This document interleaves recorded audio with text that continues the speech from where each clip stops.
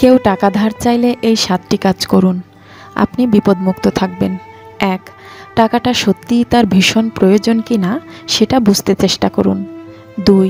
হুট করে হ্যাঁ অথবা না বলবেন না।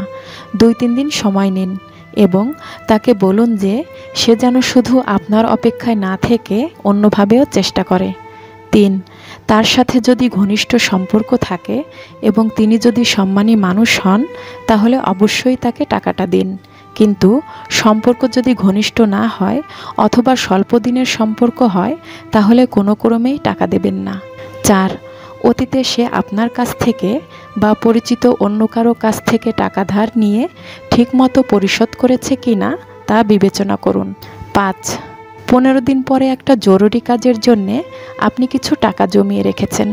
সে বলল এই টাকাটা তাকে দিলে 7-8 দিনের মধ্যেই সে ফেরত দিয়ে দেবে।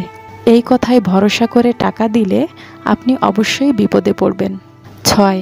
ধার দেয়া টাকা আর ফেরত নাও পেতে পারেন, তার সাথে সম্পর্ক খারাপ হতে পারে, এ বিষয়গুলো মাথায় রাখুন। 7.